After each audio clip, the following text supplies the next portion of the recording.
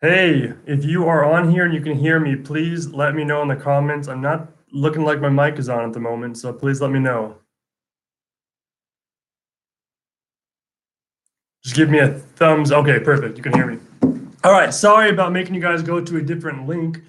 I had set up a new software I was hoping to use because Google or YouTube discontinued what they were using before. And as I clicked go live, it said there was a fatal error and it would not work. So I'm just using my webcam now, but we will make this work. Thank you guys for being here. Hopefully everyone else that was on there sees that link and heads over here. Looks like we've got John Baker on. Bob is here. Bob's from Arizona. Where in Arizona are you from? You just started selling. That's awesome. I've got some family that lives down in Arizona, so I'm down there quite often visiting them. My whole wife's side of my family lives there. Oh, yeah, Phoenix. Yeah. So my wife's family's from Mesa, and so we spend a lot of holidays down there and stuff like that. So we're down there quite a bit. Good to have you here. Desiree, hi. From Chicago, Illinois. We just had an event down there. Were you at the Turn the Page event? If you've been selling on Amazon for a month, you might have heard about that event we just had down in Chicago. I wasn't able to make it to that event because I had a baby due on the day of that event, and so it's probably a little bit too close to be traveling then. But it was a great event, and we've got another one coming up in, I believe it is October 18th, and that one's going to be in Atlanta. So if you guys want to plan on that, there will be an event coming up in Atlanta on October 18th. They're great events. We have speakers come out and we just talk about selling books on Amazon. There's people there that are super experienced and people that are brand new, people of all different types. So it is a great event to come to, and it's not super expensive if you guys are wanting to do something like that. Bob says, cool, excited to get started. Was amazed to see the first book sell within 24 hours of listing going active. That's awesome. Yeah, that's the most encouraging part. A little while ago, I did a survey on the book flipper community, and I asked everyone that had been selling for a long time, what was your main sticking point? What was your kind of aha moment that made you think this is going to work for me? And by far, the greatest answer was when I got that very first sale and I actually saw that sale come through on Amazon. So I'm sure you're probably hooked now. That's awesome. You got your first sale. I hope you have a lot of sales to follow. How long did you say you've been selling, Bob? I don't think you did. Let me know how long you've been selling. I'm curious how long it took you to start up with ScoutIQ and get those first books sent off and sold. That would be interesting to hear those numbers. It looks like there's still some people over here on this other screen, so let me try and get them over on this one real fast. On this computer, my webcam is like down here right by my keyboard, so I'm not reaching out to try and touch you guys. I'm just typing right there. Let me let people know again that we're live on this window instead. Alrighty. So since I won't be able to easily share my screen on this one, I'll just be talking to you guys. If you guys have questions, please leave them in the comments there. I'll be happy to go through all those questions. I'm going to do my best to try and answer some of the most common questions we get from new sellers and things they struggle with ScoutIQ or with Amazon. Our goal, of course, is to make you successful at selling on Amazon. If you're successful, we're successful. And so we don't want to be taking your money with ScoutIQ if you're not making money in return selling on Amazon. So we want to make sure you're as effective from the very start with ScoutIQ as you can be. Looks like Bob said he started with ScoutIQ 2 weeks ago while waiting for Amazon to activate. That's awesome. So 2 weeks is a really, really quick time to be able to get those books in and get that first sale. That's like our ideal time period. If people source right away, they list them and send them in right away. At about the 2 to 3 week mark, you can expect those books to go active and start selling, which is great. I started using ScoutIQ after another app I was using just wasn't performing well. I watched the Rake and Profit videos. Rakin is awesome. And he kept promoting ScoutIQ, so I thought I would try it, and now I'm hooked. Yeah, I like Rakin a lot. Rakin is a great guy, and he does a great job promoting ScoutIQ and using it. I think he recently started using it with his mom, too. His mom used to scout with the Amazon seller app for a long time, and he finally got her switched over to ScoutIQ, so that was good, and I think he's been able to find a lot more since then. I have 8 questions. Please bear with me. Great, that's what I'm here for. I'll be here as long as you guys need me to, answering questions. John says, I'm from Harrisonburg for most of the time and part-time in Kingwood. I think I've been selling books, FBA now, for over 3 years, but only about 1 book a month. So just not, it sounds like you've been selling for a while, just haven't kept that consistency up. But I guess 1 book a month, I guess, is consistency to an extent. But what are your goals? You're trying to sell a lot more, I'm guessing. You're just trying to scout more often. How long have you been using ScoutIQ for? I'm curious about that too, and kind of what your goals are since you've been selling for so long now. All right, so I've been using ScoutIQ for 2 weeks to help me with the 100 book challenge. That's great.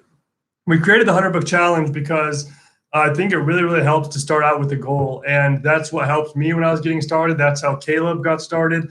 And from everyone we've talked to that has done this, when they set that goal, they're a lot more likely to succeed and be profitable than the people that go out without a goal, just trying to find whatever they can that week.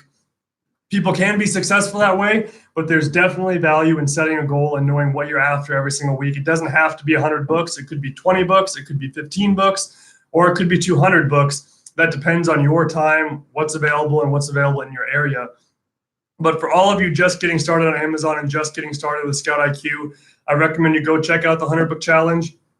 That kind of follows my journey for 12 weeks. I started a business from scratch, looking for 100 books every single week, and you can kind of see my results and follow along with that. And hopefully you can use those weekly videos to kind of see how you're doing compared to what my results were for those 12 weeks and get the ball rolling a little bit faster in your business.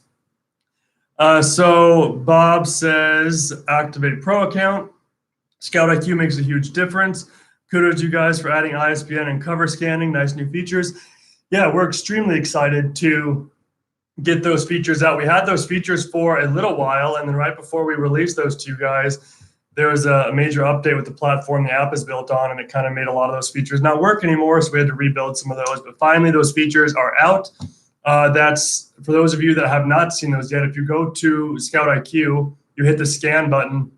Instead of just having a barcode scan, now you're going to have an ISBN scan, so you can just hover over the ISBN either on the back of the book if the barcode's covered up, or if everything's covered up in the back. You can go to the cover page, scan the ISBN, and it'll do text recognition and look that book up. You can also do title scan, where you can do the title of the book, and it's going to use text recognition there to pull that book and give you the results for that book without having a barcode. Because if you guys have gone out and scouted yet, you'll find real quickly that people put labels over the barcodes or something's over there. The store will stick their own label on there. So it's really annoying to have to manually type in everything. So that really, really helps the OCR to speed up your scanning. So hopefully you guys get a chance to use that. Susie says, selling for 10 years off and on. That's crazy. 10 years is great. Serious now for about 16 months. That's awesome. Did you just start using ScoutIQ then, Susie? What were you using before that for the past 10 years? If you're going 10 years back, I'm guessing FBA scan was probably one of the fewer options available 10 years ago. But I'm curious to know what you were using before. So number one, when completing the 100 book challenge, do you keep books that only net $3 to $4 profit to make sure you hit your 100 book goal per week? Will those books, if kept, hurt your bottom line? That's a great question. So those lower profit books, part of that's really up to personal preference. So the way we have the default trigger set up on Amazon, the triggers that will be used if you don't select anything else. So for those of you that have messed around with ScoutIQ enough, you'll open up the app and you've got a triggers tab at the top. If you click that triggers tab, by default, you're just going to see the default triggers. There's going to be nothing else underneath that. Unless you guys have made custom triggers on the web portal, all you're going to see is the default triggers. With the default triggers, the way we have those set up is that if the book's going to sell very quickly, if it's got an E-score of 151 plus, the book is selling all the time and you know you can sell it real quickly, we've lowered that profit threshold. So as long as you're making, I believe it starts out at $2 profit, we're going to give you an accept signal to buy that book, because even though it's only $2 in profit, you can hopefully get that money back really quickly. And the triggers progress. So if the book is selling less frequently, you're going to require more profit since it's going to be sitting on Amazon and your money's going to be tied up for longer. So you want a greater return on your investment if it's not going to sell quickly. So for instance, if a book has an E-score of 6, meaning it's selling about once a month because it's based on 180 days, you're going to want a profit closer to about $10, $15, $20 rather than just the $2 that you'd want if the book is selling really quickly.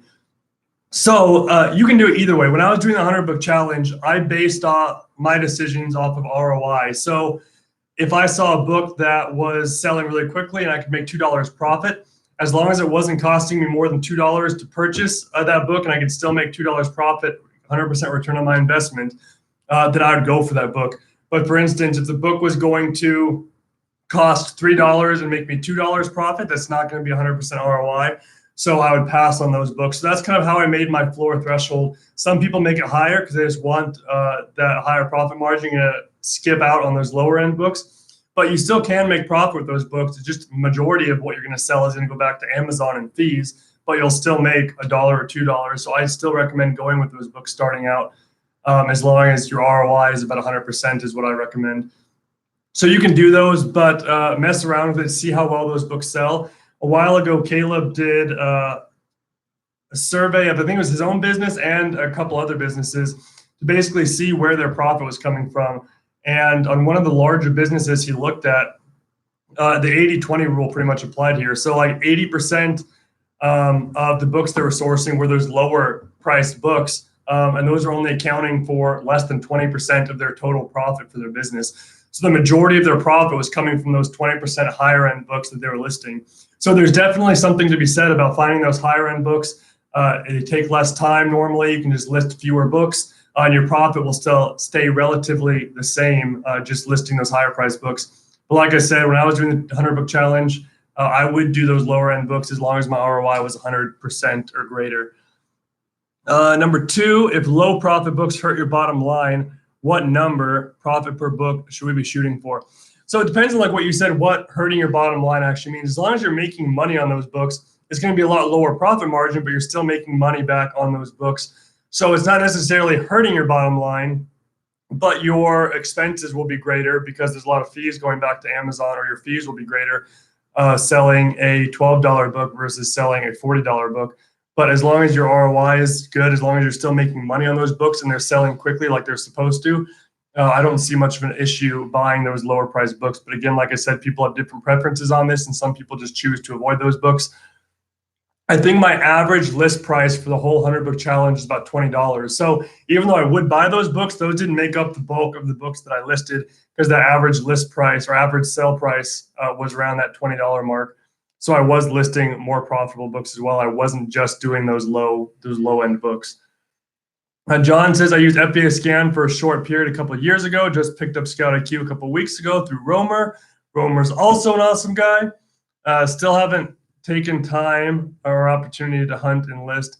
Yeah, so hopefully the stuff you get out of this today will help you be able to go out there and start finding some books with ScoutIQ and using it more effectively. Jesse says, question, how do you make the market fall on used book? How do you make the marker fall on used buy box every time? So I'm not sure I understand your question there. How do you get the used buy? So the used buy box is given to you as long as you're a reputable seller that has some feedback. You can get the used buy box. Even though the used buy box is great and it'll increase your sales greatly when you have the used buy box, we don't recommend you always price at the used buy box. So when you scan something with ScoutIQ, let me try and scan something here and show you guys what I'm talking about. On the screen, sorry I can't screencast and show you guys this, but on the screen, you're going to see all the data that gets pulled up when you scan a book. And one of those numbers is going to be highlighted in orange. Based on the triggers and based on the metrics of that book, this is where we're recommending you price that book. So a lot of the books you'll see that have FBA offers, it's going to be picking the second, third, or fourth FBA offer and saying price here, because you don't always have to be the lowest offer to try and win that buy box. Sometimes that can be a disadvantage because you can get a lot more if you just wait for those few sales to go and you come in third or come in fourth. If that book's still selling all the time, especially if it's selling really frequently, you don't want to just go for the buy box right away, because you'll sell it right away, but you also make a lot less money than had you priced it maybe $10 greater, waited for those 3 bottom ones to sell out because they'll probably sell very quickly, and then you come in and make $10 more off that book. So I'm not sure if that's what you were talking about there, but it's not always great to go straight for the buy box. I'd recommend you guys use the default triggers at first, get to know those and see what price we're recommending, and try and figure out the triggers why we're recommending that price based on which number is highlighted in orange on the app. Let's see, some other ones. Suji said, so many changes over the years. Very excited about ScoutIQ. Just started with ScoutIQ yesterday. That's great. Hopefully you're able to use it a lot during this trial period. Number 3, do you recommend we list the book at the target price shown on the app, even if it's not the lowest price? Can we still win the buy box if it's not the lowest price? So Amazon, unless it's like a just launched seller or someone that does not qualify for the buy box, will normally give the buy box to the lowest offer there. If there's ones that are really close to each other, Amazon might switch back and forth between those low offers. But if you price at the 3rd or 4th FBA offer, you're not going to most likely win the buy box unless, like I said, everyone's just launched or something like that. But that's not a bad thing either, because as long as the book has sales velocity, as long as it's selling, you can wait for those lower offers to sell off, and then you can get a higher profit for that book just by waiting a little bit longer to sell it instead of just going straight for the buy box right away. Another benefit you have of doing that is that a lot of times people have repricers set up. So if you just try and beat the lowest offer every single time, there's a decent amount of time you'll just be starting a pricing war, and that person that was the lowest offer before is going to bump theirs down, and the people above them are going to see that and they're going to bump theirs down, and so you can just tank the market by always trying to be the lowest offer on every single listing. You might sell books faster that way, but you're going to be losing profit and leaving profit on the table if you always try and just get the buy box. So again, I'd recommend looking at the data displayed on ScoutIQ, seeing the one that's highlighted in orange, that's the recommended list price we have, and then looking at the triggers and trying figuring out why we have that listed as the recommended list price. And you can kind of price your books based on that. So let's look here. Why does the used FBA column come up empty when there are used FBA offers? So that's a great question. So when we look up results from Amazon on our app, we use the Amazon API. That's the way we can connect to Amazon and send information back and forth. The Amazon API shows us the lowest 15 to 20 offers. So if the lowest 15 to 20 offers for that book are all merchant fulfilled, we're not going to have any FBA prices, even though there might be FBA offers on that listing. We're just going to get the lowest 20 offers. But the good thing is we can almost always see what the lowest FBA offer is. So let's say we search for a book and there's no FBA offers in the lowest 15 to 20 offers. So that FBA column is going to be blank. The used FBA column is going to be blank. And you're going to see the results for the used merchant fulfilled offers there.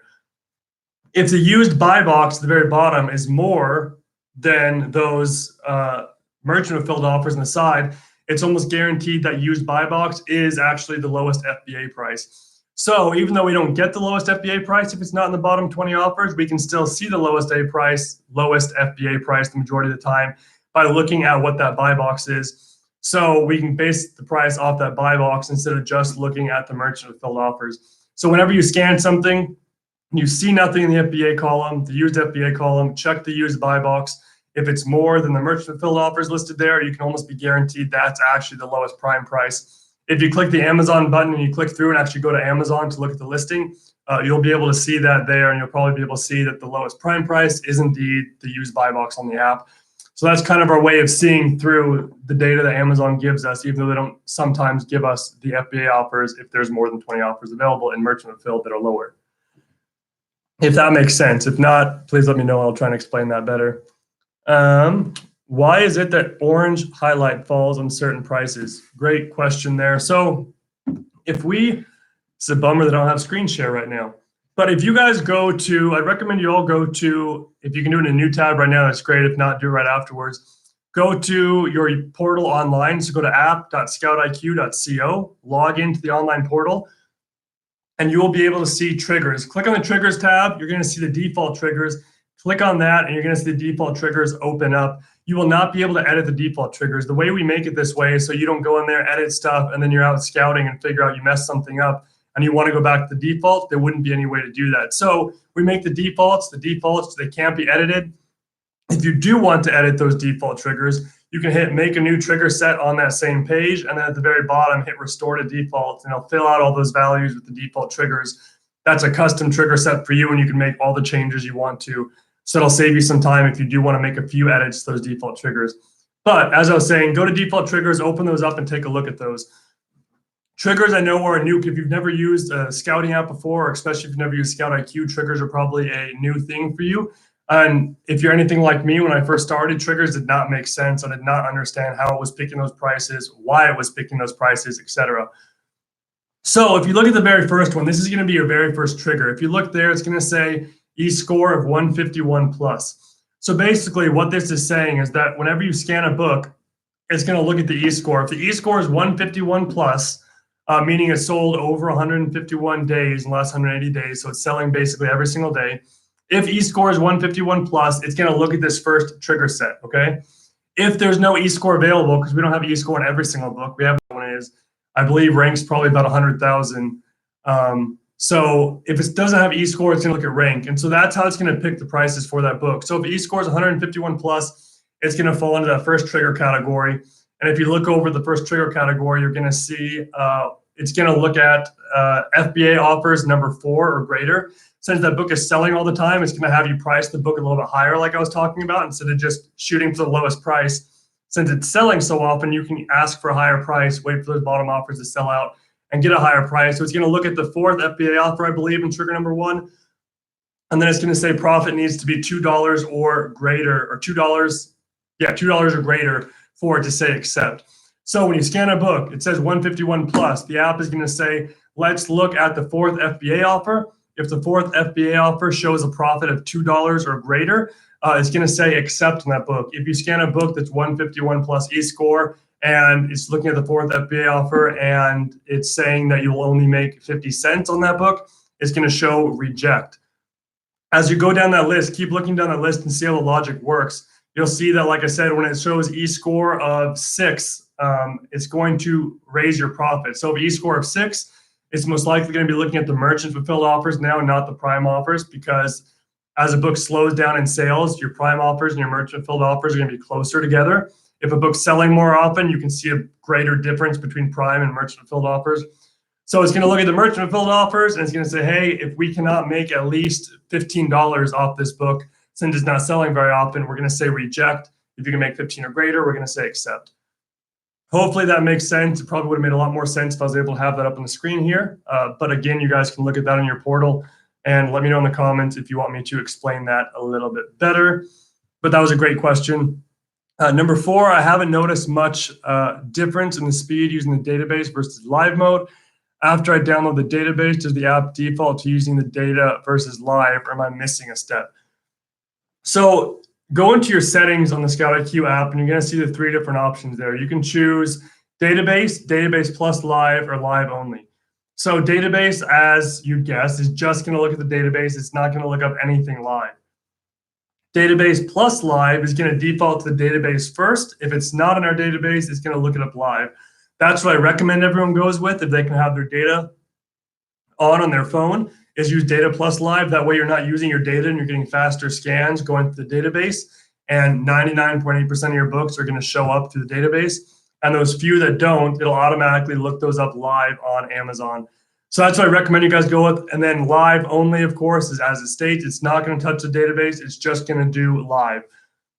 The speed of your live lookups is really going to depend on how fast your internet is. If you have great internet, those lookups are going to be faster, but I can almost guarantee you they're going to be slower than using your database. Because every time you scan something in live, it's going to look that information up online and then bring that information back. Versus database, you can get results as fast as your phone's processor can work. So if you have a really slow phone, there's a chance the database might be slowed down, but most of the time, database is going to be significantly faster. If you guys go to the ScoutIQ website, scoutiq.co, click on pricing, I believe it is. Yeah, click on pricing. You're going to see our different plans there. We're going to have a little link that says what's the difference between live and database. Click that and it'll pull up a video where we actually did a side-by-side of the same exact phone of database scanning and live scanning. And you can see the significant difference in scanning with database and live. Again, sorry. That difference is going to be a lot greater if you're using a Bluetooth scanner. If you're using your camera, it's going to take about the same amount of time because you have to bring up the camera, scan the barcode, and then it's going to bring up the results. So using a Bluetooth scanner is where you're really going to see the difference in database plus live. Any suggestions on getting customers to give feedback to get out of the just launched category? So that's one of the things that's tough. If people come from a background of like selling on eBay or something like that, eBay is very much a platform where everyone gives feedback. Whenever you buy something, you give feedback, they give you feedback. Amazon is not that way. Amazon's feedback rate is going to be about 1%, sometimes 2%. So at 100 books you sell, you'll probably get one feedback, maybe two feedbacks for those 100 books you sell. There are services you can use out there that will email those people and try and get feedback for you. You can try out some of those. I have not personally used those, but you can try some of those. Another thing people do is sometimes people will stick things in their books you're not supposed to. This is against Amazon's terms of service. People still do it anyways. That's like the front full of the book that asks people if they enjoyed the process or whatever. They can give them feedback online. That would be helpful. Again, I don't recommend that way, even though a lot of people do it, because it is in violation of Amazon's terms of service. But look up a few of the softwares that'll email the people for you and ask for feedback. That's one way you can get more. Avery Romer, if you look up Romer the Romer on YouTube, I believe he actually just made a video about how he's increased his number of feedbacks he's getting for the amount of books he's selling. So take a look at that too. But it just takes time. It's Amazon's random. Sometimes it'll be just launched for a week. Sometimes for whatever reason, someone's just launched for a couple months. It's annoying, I know, but you will get out of it as long as you stay consistent and keep selling. You'll get that feedback and you'll get out of that just launched category. Let's see here. I even lost network after downloading the database. That shouldn't happen, right? So it sounds like your app's probably set to live only. So first, I'd make sure your database actually did download.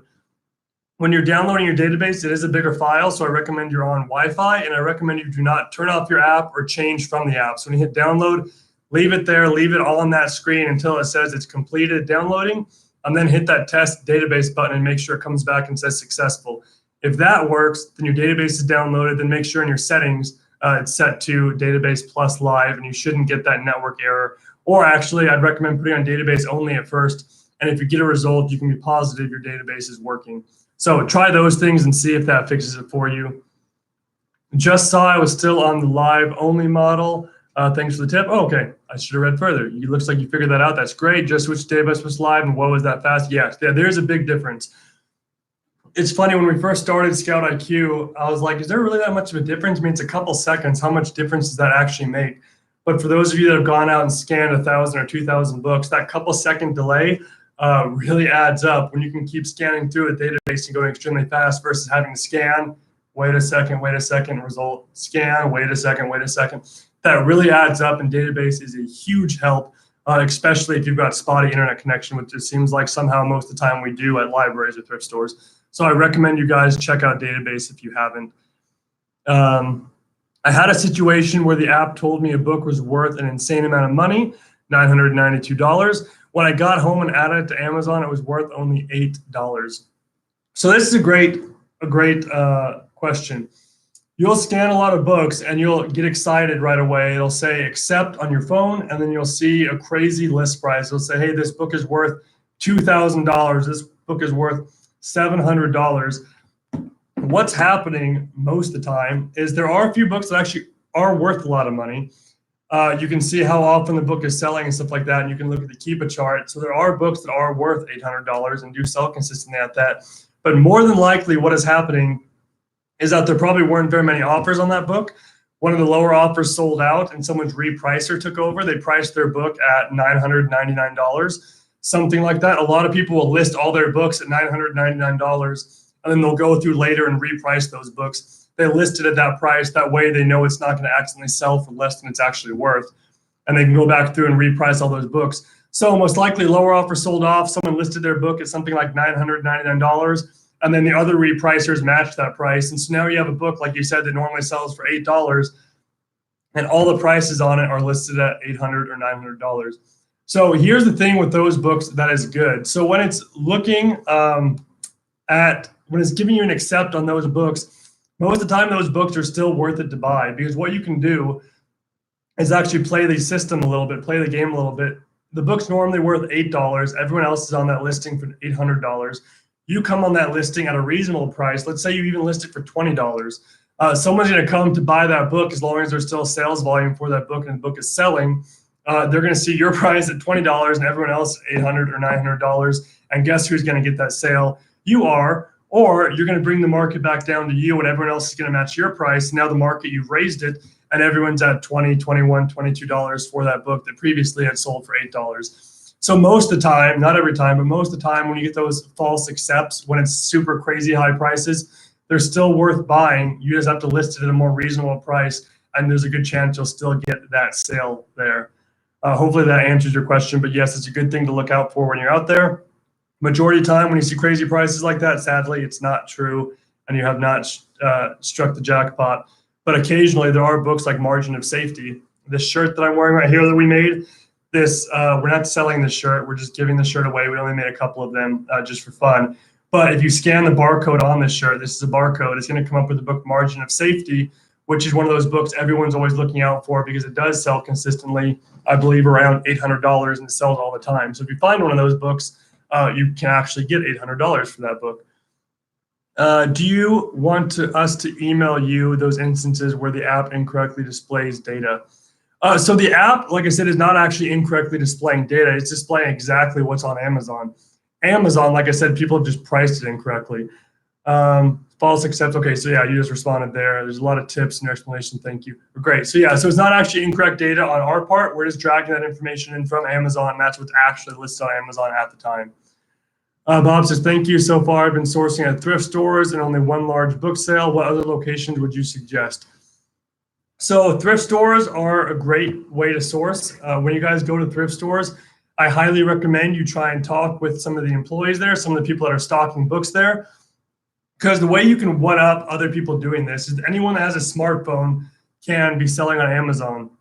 Not everyone is willing to put in the effort to build relationships at the places they go scouting. So if you want to increase your chances of finding more books, get to know the employees there, try and figure out first when they put out new books, how often they put out new books. A lot of them stick to a consistent schedule. I have a store near me that I talked to employees and found out this one lady comes in, she's a volunteer. She comes in every Tuesday morning and restocks all their shelves and then doesn't come back until next Tuesday morning. So guess when I went to scout books there, I went Tuesday morning right after she's listed all her books. I was able to find a lot of them, and then I knew I didn't need to go back to that store for another week. So it really helps to build relationships, first off, at the thrift stores you're going to. Secondly, go to all the libraries, the public libraries you have in your area. Almost all of them have used book sections, and they sell them for pretty similar prices to thrift stores. So you can still find a lot of good books at libraries. Again, check out library sales. One big tip for library sales is that people go on booksalefinder.com and they just look for the big sales around them. Look at some of the smaller sales. You'd be surprised that sometimes those really small towns just outside of the city you live in might not have very many books for sale, but they probably won't have a ton of people out there scanning them. So sometimes those small little sales that people dismiss, you can actually get a lot of books from because they might have more books than you think they do, or a lot of people aren't coming to scan those. So go to thrift stores, go to libraries, go to book sales. You can check out garage sales. For me, garage sales have been more hit or miss. Caleb has had some good results at garage sales, and then really work on building relationships and maybe try and get some backroom access to be able to scan books before they even put them out on the shelves. If you tell them you're willing to buy a lot of books, they might let you go to the back room once you built that relationship and scan books before they put them out there.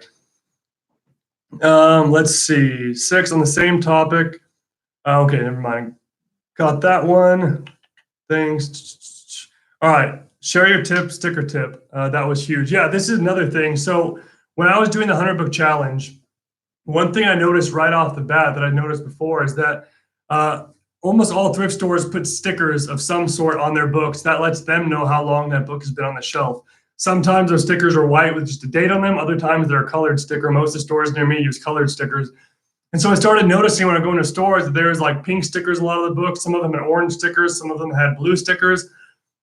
And I figured out that's how they were dating their inventory. So what I did was figure out what the most recent sticker color was. All the new books are going to be red.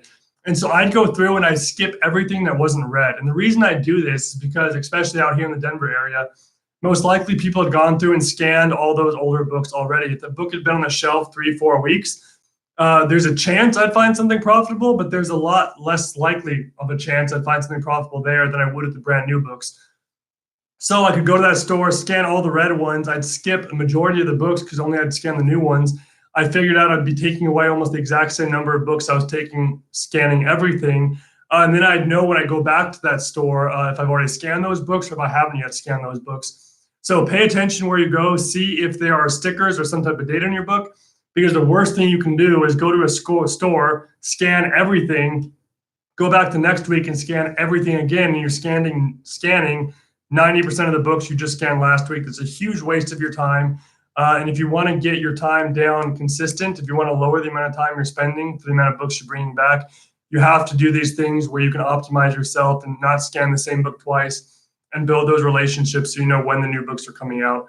So I highly recommend those things for you guys if you're just starting out, to save you a ton of time when you're out sourcing. So number 7, sometimes I'll buy a book and then in the morning when I scan it again to put it into Amazon, it's no longer profitable. Can you explain why that happens? Yeah. So Amazon is like a stock market. Things are always moving. So if you scan a book and it says profitable, you're going to make $5 profit on this. And then someone the next day lists a lower copy book and they maybe list it at that price point, you'd only make $4.95. The app's going to look at the trigger and say, for this trigger, you wanted $5 more profits. Now we're going to say reject. Almost all the time, not every time, but almost all the time, you can still list these books, especially if it's recent, because most likely the offer is just below your threshold, so it's showing reject. And you can still price at your original point. You'll just wait for that lower offer to sell, and then you can get it back to where you want it to. I remember a book specifically a little while ago. It wasn't selling very often, so it wanted me to list it at the lowest FBA price, and I was going to make 40-something dollars in the book in profit, which is really, really good. Someone had gone on, I think the day after I bought it, and listed their book for like $18 or $14. And so I scanned it again. It showed reject because it was looking at that very first FBA column, the very first offer there. And I looked at it and I could see, hey, someone just listed a random book super low. I'm going to come in second back at $44, what this book should be at. And then sure enough, that lower book sells. I'm now first in line and I still make profit on that book, even though it showed red reject. So always look at those books. If it was profitable one day, there is a chance it's not profitable the next because things can move really fast, but more than likely it still will be profitable. You just might have to wait for a sale to happen for you to make the amount of money you were trying to on it. Also, there's a book, the 57 bus I sold early on last month. Then I found it in store again, and the app told me to not reject. Wait, let me see 1 second.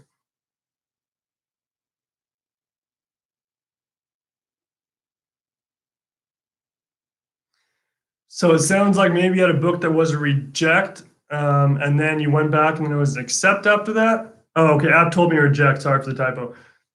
Yes, that's the same thing. Yeah, it looks like you bought it anyways, since I literally just sold that book and I sold it as soon as I sent it in. Yeah, exactly. So just double check those books. That's annoying when that happens. I completely understand. If you leave books forever, there really is a chance they might not be profitable anymore. If you buy books and you don't have enough to send in a full shipment, a lot of times people will wait. And sometimes that waiting turns into 2 weeks or 3 weeks or 4 weeks. And I've done that in the past. I've had a stack of books that either I'd forgotten about or something's happened where I had a stack of books, I did not list them. And then like 4 weeks later, I realized they're there. The funny thing is, the majority of the time, a lot of those books are still profitable. There will be those ones the price has fluctuated enough that I've missed my chance. But books that hold profit normally will hold profit for a little while. So you can still expect to sell a lot of those books, even if you wait a week or 2 weeks to list those. Granted, the earlier you list them, the more chance you have of selling all of those accepts. Any thoughts on classifieds as Craigslist listings offering to buy books or other direct methods? You can definitely try those. I think part of that depends on the area you live in. I did an experiment with that, and I said that I would buy books. I believe it was Craigslist that did it. Craigslist, I said, hey, I will buy books. If you have books to get rid of, let me know. I'll come buy them. And I got a ton of people reaching out to me, but it was not very profitable for me because I found out 2 things. Number one, a lot of these people had just crazy old books. So they were not books that were profitable. They were extremely old books. And the second thing I found out is that people are very attached to their books. So people remembered they purchased this cookbook back in 2000 and they paid $35 for it. And they are very offended when you find out that it's not worth almost anything and you'll give them $1 for it. So I spent all this time, I drive far distances, find out the person only had 10 books. None of them are profitable. I couldn't offer them a dime for anything. They felt bad. I felt bad. So if you vet the sources a little bit better, I probably should have done that a little bit more, called them and actually seen what type of books they had before I made the effort to go out there. You'll probably have more success than I did, but sometimes it's just hit or miss. I had an estate sale that was not listed on Craigslist, but they reached out to me and said, I have tons of books, please come scan them. I said, that's great, I'll come in, I'll scan them, and I'll give you money for every single book I take away. I go to this woman's house, and I think it was her father or uncle, someone had passed away, and I don't know what he did, but he had a ginormous book collection, and they were extremely old books from 40s, 50s, 60s. And at first I was like, maybe these are going to be like law books, something like that. Nope, not a single book was profitable. I shouldn't say that. There was one book on operating an excavator that was worth like $5 profit out of, I think I scanned 700 books there.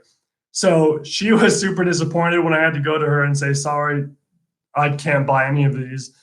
And I found one book that had profit. So I did not have great success with that, but I know people have had success. So please try it yourself and see if it works for you.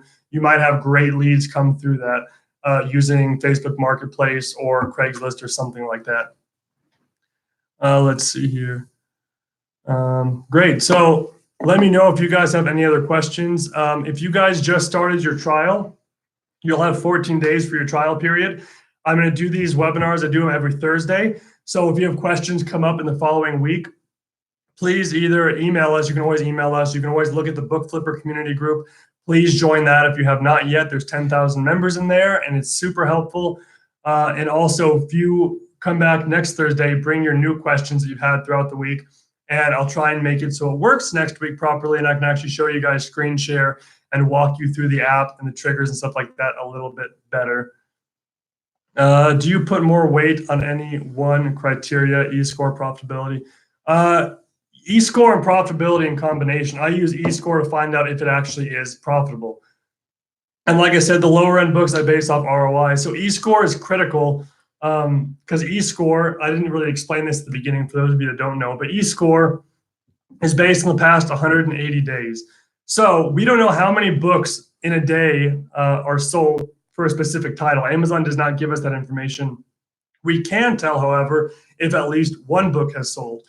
So eScore is based on the past 180 days. If there's an eScore of 180, that means every single day for the past 180 days, there's been at least one sale of that book. So it's days with sales, not the number of copies that have been sold. That's an important distinction there. So if the book's an eScore of 6, 180 days is 6 months. So it's roughly selling once a month. An eScore of 12 tells you it's roughly selling twice a month. Now, why is that important? That's extremely important because before eScore, everyone was going off of rank and just rank. When a book sells, if it sells a single copy, it'll drop to roughly 100,000 in rank. So a book of 100,000 sales rank sold very recently, it probably sold that day.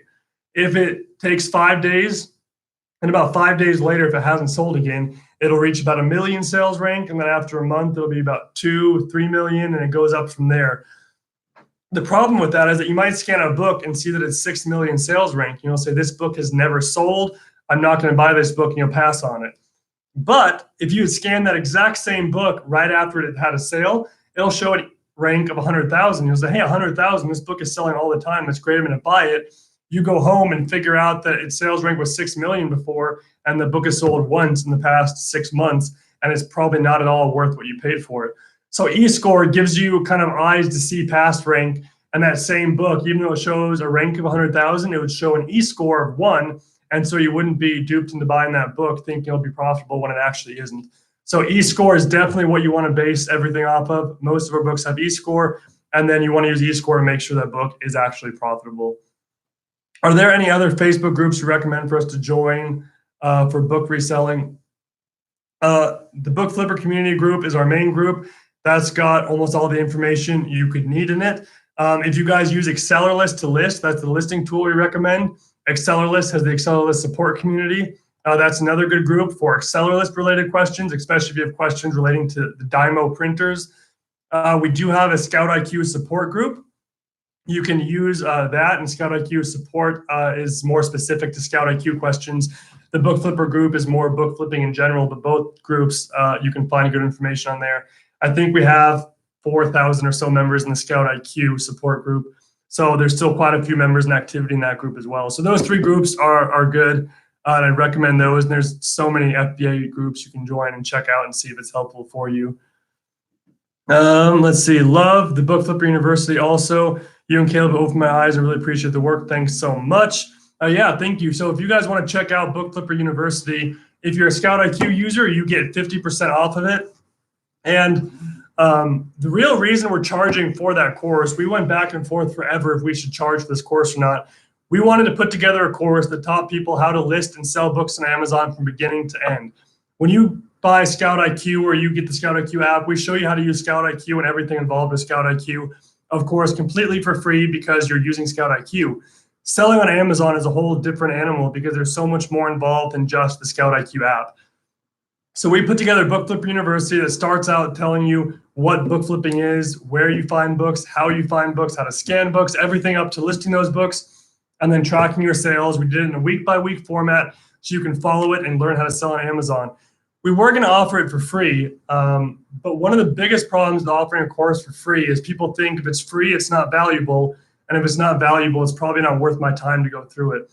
We found out that when people actually paid a little money for something, they're a lot more likely to go through it, they're a lot more likely to complete the course, they're a lot more likely to be successful with it.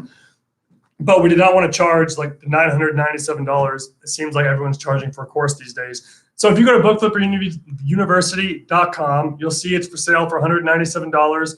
If you use the coupon code ScoutIQ, all capital, and then the number 50, ScoutIQ 50, you'll get 50% off of the course. So it'll be $97.